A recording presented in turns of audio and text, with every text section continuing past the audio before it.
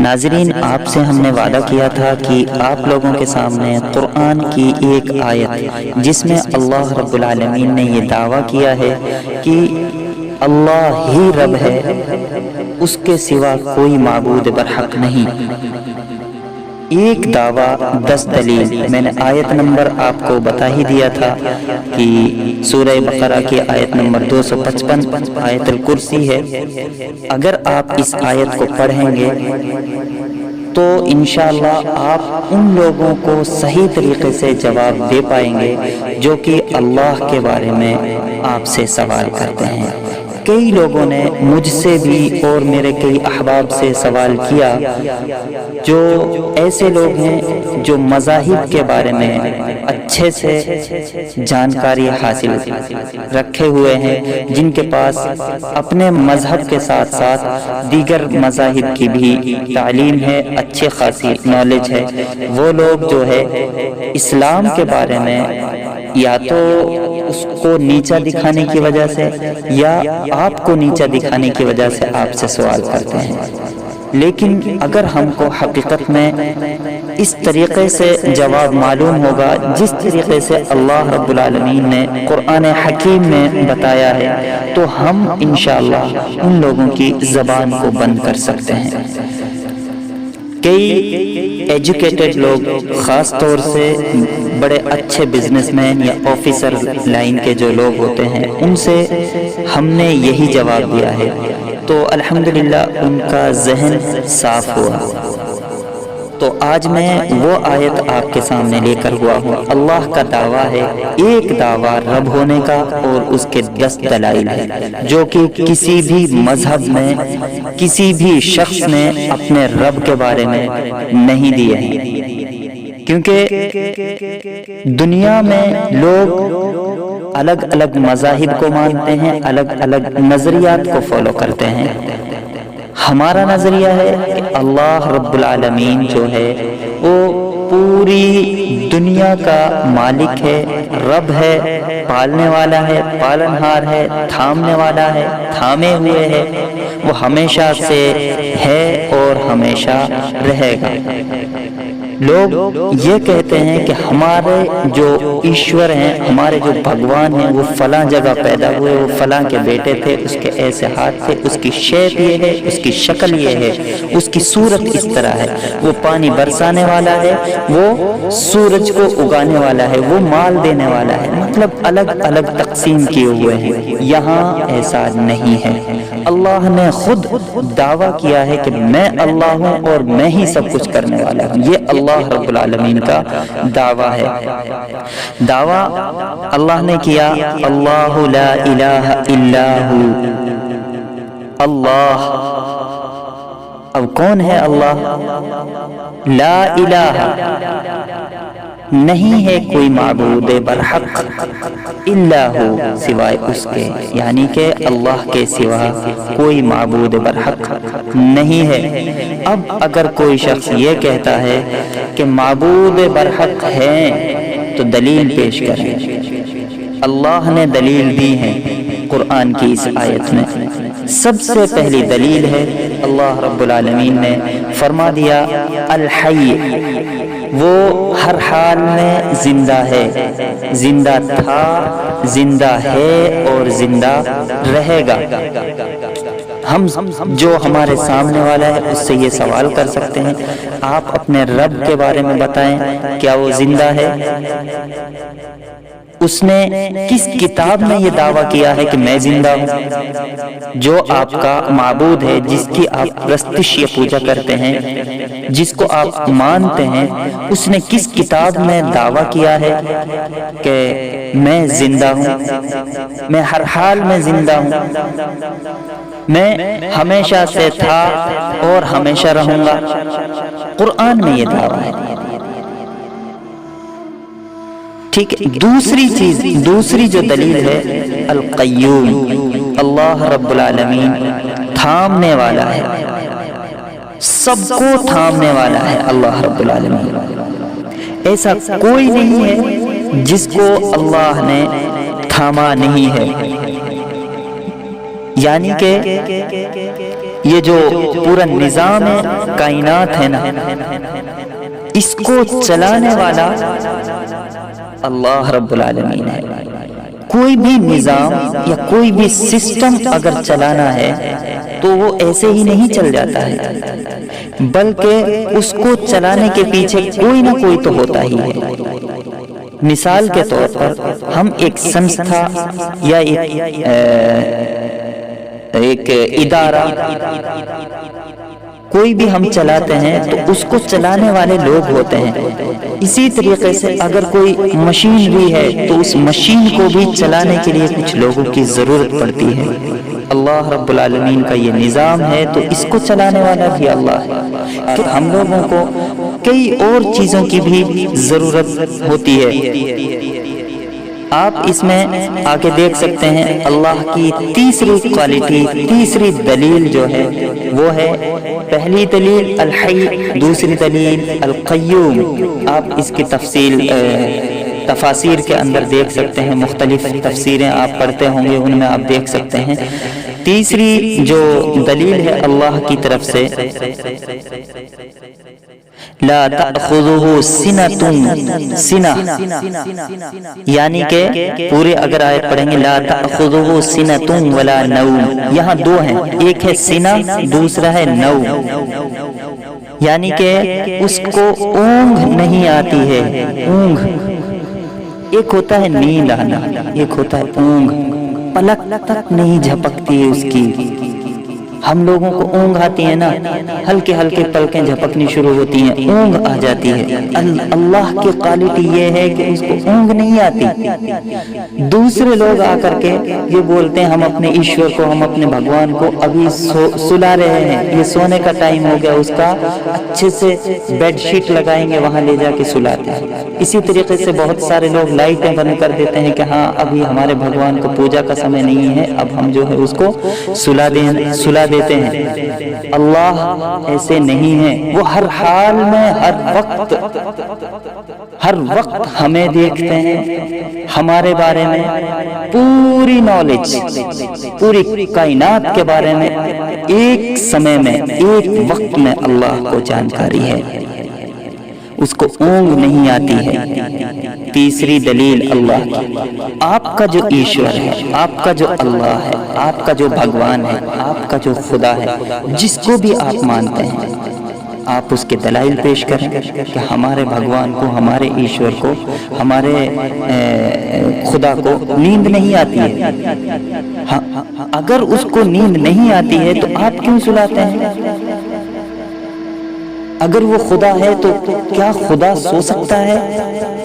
اگر سو سکتا ہے تو یہ خدا کی کوالٹی نہیں ہے، اللہ کی کوالٹی نہیں ہے۔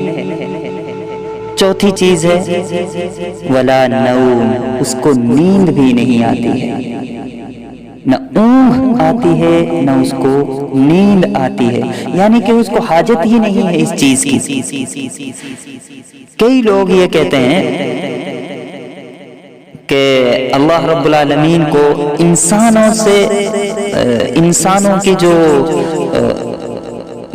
انسان ہیں، انسانوں سے لوگوں سے اللہ رب العالمین کو جو ہے وہ جوڑتے ہیں، منسوب کرتے ہیں۔ جیسے انسان کمزور ہے ویسے ہی خدا بھی کمزور ہے، اس کی بھی کمزوریاں ہیں۔ کئی لوگ بولتے ہیں جیسے ہمارے ہاتھ ہیں ویسے ہی اللہ کے بھی ہاتھ ہیں۔ ہاتھ ہیں لیکن ہمیں نہیں پتا ہے کیسے ہیں۔ اللہ کے بارے میں اللہ کا چہرہ ہے لیکن کیسا ہے ہمیں نہیں پتا ہے۔ تو ہم یہ مانتے ہیں اللہ کے پاس سب کچھ ہے، لیکن آپ جو شیپ دیتے ہیں نا، آپ جو شکل دیتے ہیں ویسا وہ نہیں ہے۔ انسان سے منسوب کرتے ہوئے ہم اللہ کو کیسے جوڑ سکتے ہیں؟ اللہ جو ہے کمزور ہے انسانوں کے جیسا۔ بائبل کا اگر ہم دیکھیں گے تو کتاب حروج جو ہے باب نمبر 20 میں ایک آیت ہے، اس میں بائبل کے بارے میں بھی بائبل میں لکھا ہے خدا کے بارے میں کہ خدا نے 6 دن میں زمین و آسمان کو پیدا کیا اور 7ویں دن آرام کیا۔ مطلب کیا ہے؟ یہ لوگ خدا کو بولتے ہیں وہ آرام بھی کرتا ہے، نہیں بھائی، یہ کوالٹی اس کی نہیں ہے۔ اس کی کوالٹی تو یہ ہے لا تأخذہ سنہ، اس کو اونگ نہیں آتی ہے اور نیند بھی نہیں آتی ہے، نوم، اور یہ سنہ جو ہے اس سے بالکل الگ ہے۔ یہاں تک 4 دلائل ہو گئے، الحی، القیوم، سنہ اور نوم۔ 5ویں ہے لہو ما فی السماوات وما فی الارض، لہو ما فی السماوات وما فی الارض، اس کی ملکیت میں زمین و آسمان کی تمام چیزیں ہیں۔ آپ سمپل ترجمہ یہ کر سکتے ہیں، آسمان و زمین میں جو کچھ ہے سب کچھ اس کی ملکیت ہے۔ اب اس میں بھی کئی لوگ یہ دعویٰ کرتے ہیں کہ ہر چیز کا مالک اللہ ہے، لیکن جو ہمیں ملا ہوا ہے اس کے مالک تو ہم ہیں۔ جو ہم لوگوں کو ملا ہوا ہے، چاہے وہ میرا گھر ہو، میرا بزنس ہو، میرا کاروبار ہو، میرا پیسہ ہو، میرا عہدہ ہو، میری شہرت ہو، یہ دنیا میں مجھے جو کچھ ملا ہوا ہے وہ تو میرا ہے۔ اس میں کسی بادشاہ کی یا کسی حکمراں کا کوئی حصہ نہیں ہے، اس کو بھی انسان سے تعبیر کرتے ہیں، لیکن اللہ رب العالمین نے صاف کہا لہو ما فی السماوات وما فی الارض، آسمان و زمین میں یا اس کے درمیان میں جو کچھ ہے وہ سبھی کچھ اللہ کا ہے، اور جو جتنی بھی چیزیں ہیں یہ تمام کی تمام چیزیں ایک لمحے میں ختم ہو سکتی ہیں۔ ایک لمحے میں اللہ بولتا ہے ختم ہو جائے تو وہ تمام چیزیں ختم ہو جاتی ہیں۔ جو زمین و آسمان کی ملکیت جس کے پاس ہے، جو ان تمام چیزوں کا مالک ہے، تو اس کی تدبیریں، اس کی بادشاہی، اس کی حکمرانی سب کچھ تو اسی کی ہے۔ اگر وہ ایک کورونا کی بیماری سے لاکھوں لوگوں کو مار سکتا ہے، اگر وہ ایک ہی لمحے میں مرتے ہوئے لوگوں کو کتنے لوگوں کو بچا سکتا ہے، کیا وہ اس کائنات کو ایک لمحے میں ختم نہیں کر سکتا؟ یہ سوالات ہمارے ذہن میں ہونے چاہیے۔ تو اللہ رب العالمین نے کہا، اپنی 5ویں دلیل دی کہ لہو ما فی السماوات وما فی الارض، آسمان سے اگر پانی کا ایک قطرہ گرتا ہے تو وہ اللہ کے حکم سے گرتا ہے۔ انسان کے منہ میں ایک لقمہ جاتا ہے، ایک غلہ جاتا ہے، ایک کچھ بھی کوئی ہلکی سی چیز جاتی ہے تو وہ اللہ کے حکم سے جاتی ہے۔ کئی لوگ یہ سوچتے ہیں کہ اس میں ہم جو ہے ہم خود کچھ نہ کچھ کر سکتے ہیں۔ بھائی آپ اسی وقت تک کر سکتے ہیں جب تک آپ کے پاس طاقت ہے۔ آپ کے پاس طاقت کس کے ذریعے ہے، کس کے ذریعے دی گئی ہے؟ اگر آسمان و زمین، یہ پہاڑ کے بارے میں قرآن کہتا ہے روئی کے گالوں کی طرح جب اڑے گا قیامت کے دن، اذا زلزلت الارض زلزالها واخرجت الارض اثقالها وقال الانسان ما لها، اس طرح بہت ساری آیتوں میں جو قرآن نے بتایا ہے، ایک نقشہ کھینچا ہے۔ آپ یا ایھا الناس اتقوا ربکم ان زلزلۃ الساعۃ شیء عظیم، وہ آیت پڑھیں، ان کو دیکھیں تو وہ نقشہ ہی ایک عجیب ہے۔ تو وہ ایک لمحے میں پوری کائنات کو درہم برہم کرنے والا اللہ رب العالمین، بس وہی تو ہے سب کچھ۔ آپ کا اگر خدا ایسا ہے، آپ کے پاس تو الگ الگ ہے نا، پانی برسانے والا الگ ہے، ہوا چلانے والا الگ ہے، رزق دینے والا الگ ہے، مال دینے والا الگ ہے، تو وہ الگ الگ آپ نے بانٹے ہوئے ہیں۔ یہاں ایسا نہیں ہے، اگر آپ کا خدا حق پر حق ہے، برحق ہے، تو آپ اس کے اس طریقے سے دلیل دیں جس طریقے سے اللہ نے قرآن میں دی ہے۔ لہو ما فی السماوات وما فی الارض من ذا الذی یشفع عنده الا باذنہ۔ اگلی جو چھٹی دلیل ہے جو وہ ہے من ذا الذی یشفع عنده الا باذنہ۔ کون ہے جو اس کی اجازت کے بغیر اس کے سامنے شفاعت کر سکے؟ یعنی کہ سفارش اللہ کے سامنے کسی کی نہیں چلے گی۔ یہاں ایسے لوگ بھی ہمارے سماج میں موجود ہیں جو یہ کہتے ہیں کہ سفارش ہم لوگ ڈائریکٹ اللہ سے نہیں بات کر سکتے۔ اللہ کہتا ہے وَنَحْنُ أَقْرَبُ إِلَيْهِ مِنْ حَبْلِ الْوَرِيدِ، میں آپ لوگوں کی شہ رگ سے قریب ہوں، پھر ہم کیسے اللہ سے بات نہیں کرتے؟ اللہ کہتا ہے میں سنتا بھی ہوں اور دیکھتا بھی ہوں آپ کیا کر رہے ہیں۔ انسان سب سے زیادہ قریب، ہمارا ماننا یہ ہے نماز میں سجدے کی حالت میں اللہ سے سب سے زیادہ قریب ہوتا ہے۔ ہم کیوں اس کو نہیں پکاریں؟ تو کیا آپ کا ایشور، آپ کا بھگوان، آپ کا خدا آپ سے اس طرح کہتا ہے کہ آپ بیچ میں کچھ وزراء کو رکھو جو میرے تک آپ کا میسج پہنچائیں گے؟ یعنی کہ تو آپ کا جو خدا ہے، آپ کا جو اللہ ہے، وہ اتنی پاور نہیں رکھتا ہے جو ڈائریکٹ سن سکے۔ آپ جو ہے بیچ میں کسی نہ کسی کا وسیلہ یا واسطہ لگاتے ہیں، یہ تو اللہ نہیں کہتا۔ اللہ یہی کہہ رہے ہیں اس آیت میں اس کے پاس شفاعت یا سفارش کسی کی نہیں چلتی ہے۔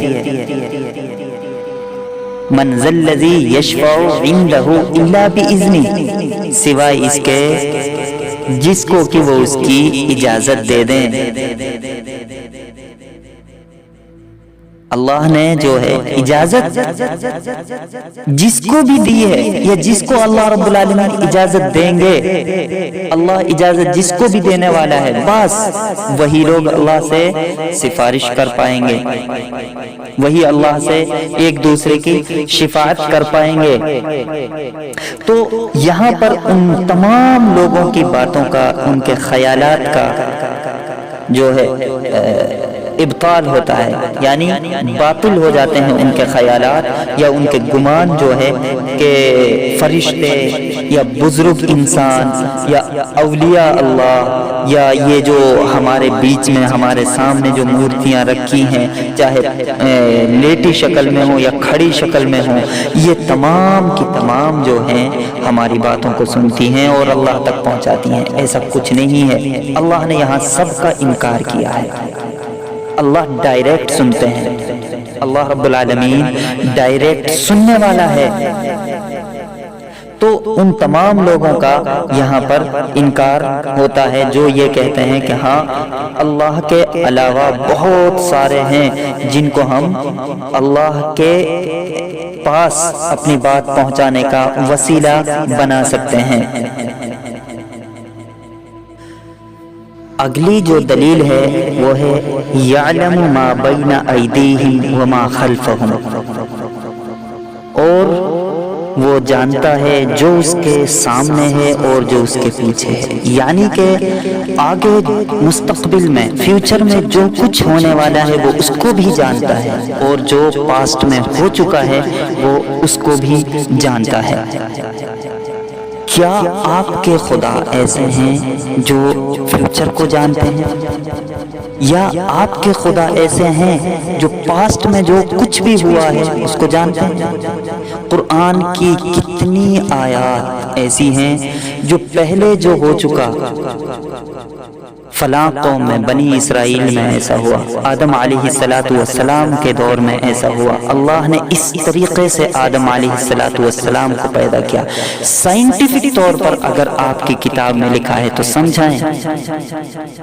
آپ اس طریقے سے لوگوں سے، ان سے جو آپ سے سوال کر رہا ہے، آپ اس سے اس طرح سوال کریں۔ سائنٹیفک طور پہ آپ کی کتاب میں کہاں لکھا ہے، اس طرح آپ سمجھائیں۔ مثال کے طور پر ایک بچہ جو پیدا ہوتا ہے نا، اللہ رب العالمین نے پورا اس کا نقشہ کھینچا۔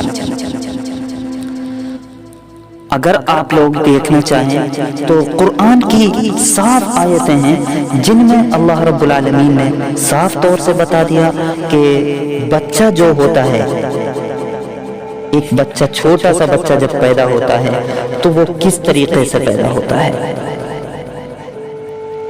جیسے کہ اگر آپ سورہ حج آیت نمبر 5 کو لیں گے تو اس میں بتایا گیا ہے یا ایھا الناس ان کنتم فی ریب من البعث فانا خلقناکم من تراب ثم من نطفہ ثم من علقہ ثم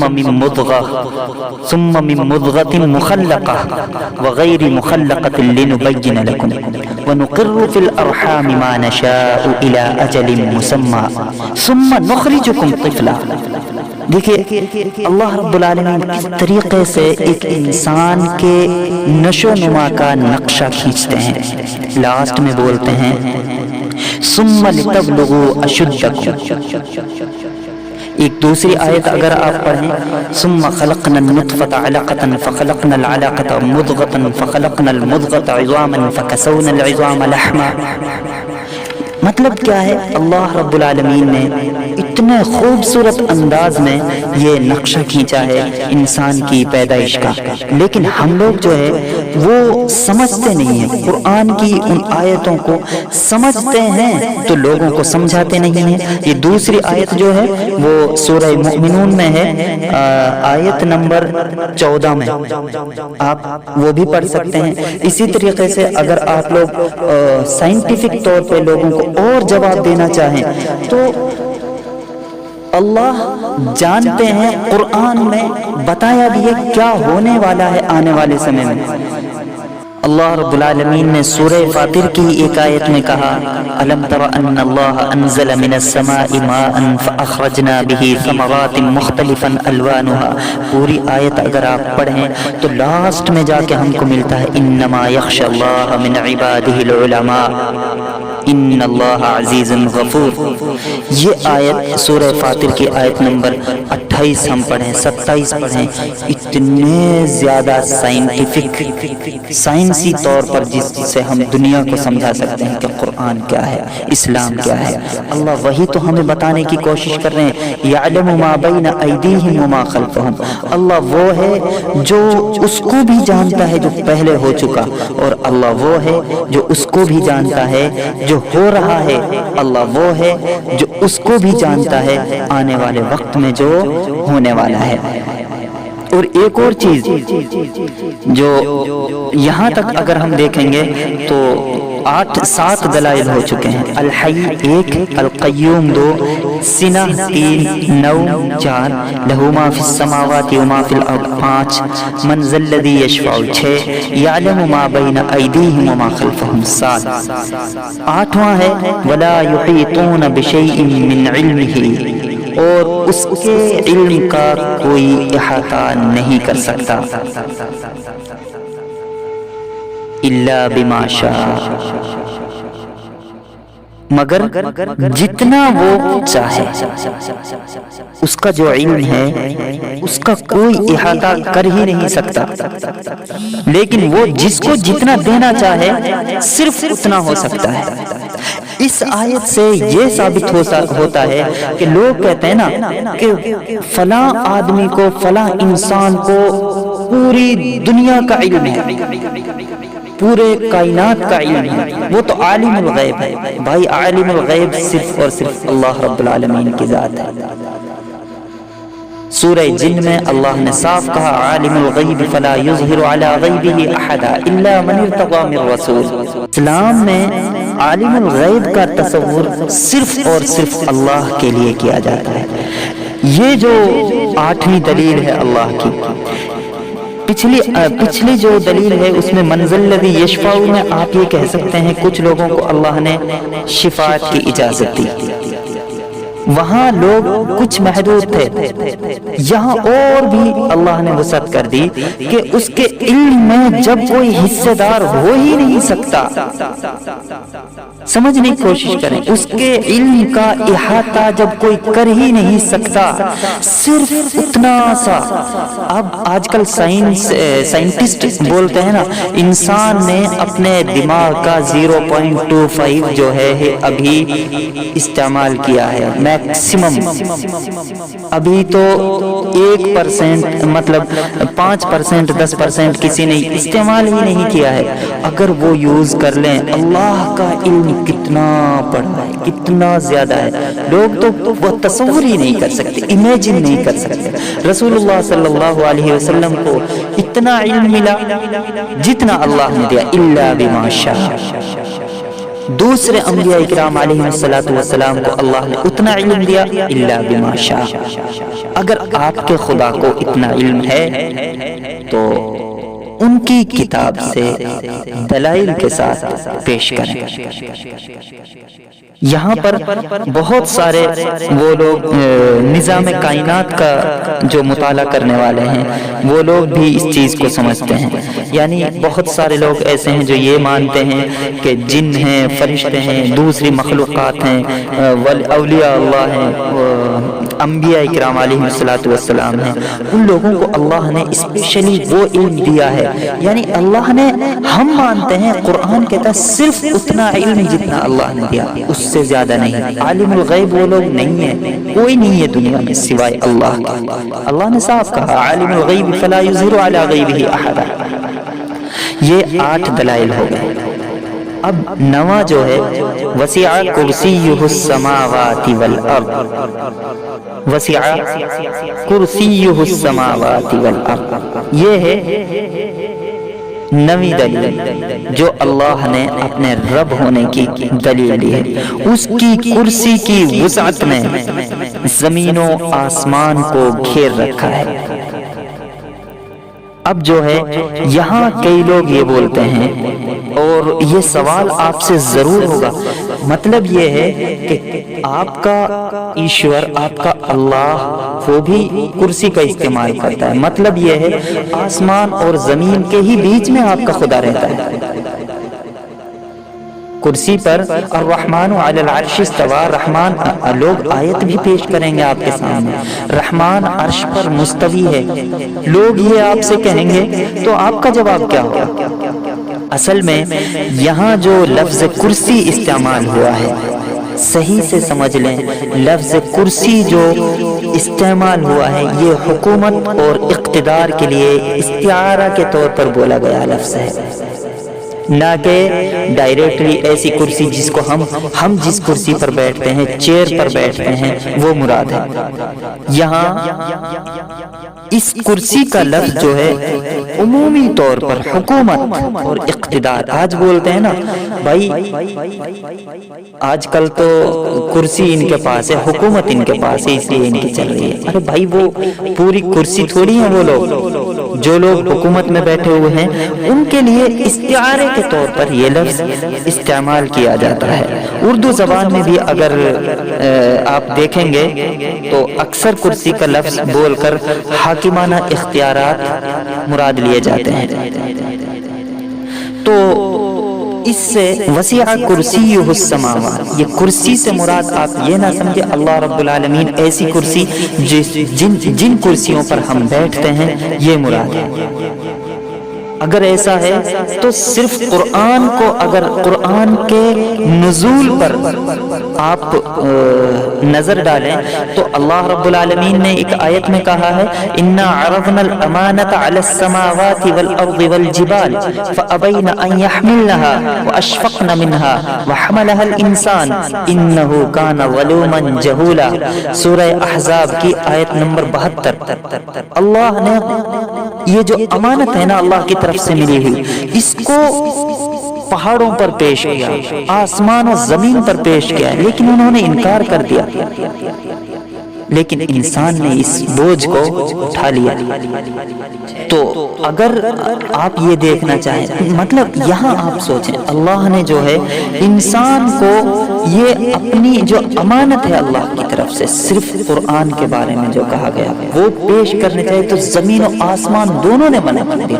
اب خود وہ رب جس کا کلام اتنا اسٹرانگ ہے، جس کا کلام اتنا مضبوط ہے، اس کی وجہ سے زمین و آسمان اور پہاڑ ریزہ ریزہ ہونے کے لیے تیار تھے۔ تو انسان کیسے یہ سوچ سکتا ہے کہ اللہ رب العالمین ایک ایسی کرسی پر براجمان ہے جیسی کرسی پر ہم لوگ بیٹھتے ہیں؟ نہیں، اس کی کرسی ہے، کیسی ہے وہ ہمیں نہیں معلوم ہے۔ وسع کرسیہ السماوات والارض ولا یؤودہ حفظہما وہو العلی العظیم۔ جو آخری 10ویں دلیل ہے وہ ہے اللہ ان کی حفاظت سے نہ تھکتا ہے اور نہ اکتاتا ہے، وہ تو بہت بلند اور عظیم ہے۔ یعنی کہ یہ سب کچھ اللہ رب العالمین جو ہے کرتا ہے، یعنی یہ اتنا بڑا نظام اللہ رب العالمین چلاتے ہیں۔ پوری کائنات کو اللہ رب العالمین نے تھام رکھا ہے، تو یہ نہ تو جو ہے اس کام کو کرنے سے وہ تھکتا ہے اور نہ ہی اکتاتا ہے۔ اس کی حفاظت پرماننٹ، ہمیشہ ہر حال میں کرتا ہے، اور وہ بہت ہی عظیم اور بلند ہے۔ یہ میرے بھائیوں، دوستو، یہ جو آیت الکرسی ہے اس کی تفسیر ہے مختصر۔ یہ اگر آپ اس پہ بحث شروع کریں، اس پہ بیان یا تقریر شروع کریں، تو میں سمجھتا ہوں 1 مہینہ تک آپ صرف ایک اللہ کی دلیل ہے الحی اس پر بول سکتے ہیں۔ 1 مہینہ تک آپ القیوم پہ بول سکتے ہیں، اور لہو ما فی السماوات و ما فی الارض، اس کا تو کہنا ہی کیا، اس پہ اگر آپ بولنا چاہیں، اور من ذا الذی یشفع، اس کو لے،